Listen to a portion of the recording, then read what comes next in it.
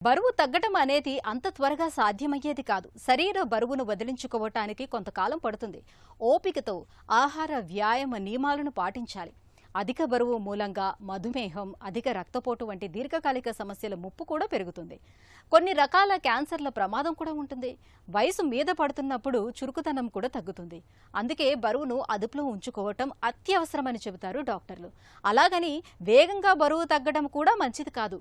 బరువు తగ్గడానికి ఓ పద్ధతి ఉందని చెబుతారు నిపుణులు. బరువు తగ్గడానికి ఏం చేయాలో ఇప్పుడు తెలుసుకుందాం.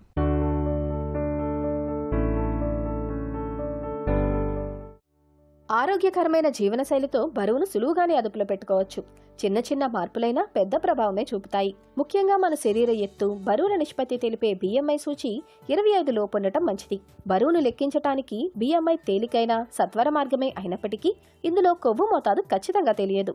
ఒంట్లో నీరు, కండరాలు, ఎముకల బరువులన్నీ BMIలో కలిసే ఉంటాయి. నిజానికి ఎక్కువ ప్రమాదం అధిక కొవ్వుతోనే.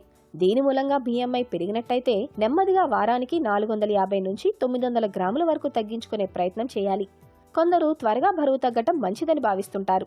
కానీ ఎంత త్వరగా తగ్గితే అంతే వేగంగా పెరిగే ప్రమాదం ఉంటుందని గుర్తుంచుకోవాలి.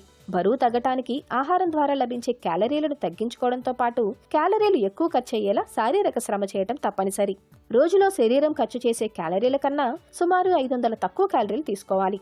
దీంతో వారానికి సుమారు 900 గ్రాముల బరువు తగ్గే అవకాశం ఉంది. కాబట్టి క్యాలరీలు ఎక్కువగా ఉండే పదార్థాలు, సంతృప్త కొవ్వు పదార్థాలు, వనస్పతి వంటి ట్రాన్స్ ఫ్యాట్స్ తగ్గించుకోవాలి. రకరకాల కూరగాయలు, పండ్లు, పొట్టు తీయని ధాన్యాలు, వెన్న తీసిన పాలు, పాల పదార్థాలు, మాంసాహారులైతే చికెన్, చేపల వంటివన్నీ సమపాలలో తీసుకోవటం ముఖ్యం.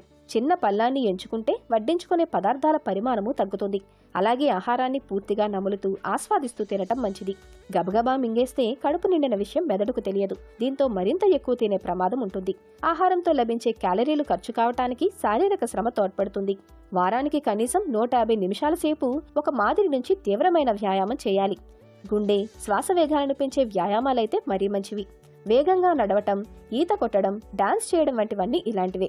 లిఫ్టుకు బదులు మెట్లు ఎక్కటం, అప్పుడప్పుడు లేచి కాసేపు నడవటం వంటి చిన్న మార్పులైనా మంచి ఫలితం చూపిస్తాయి.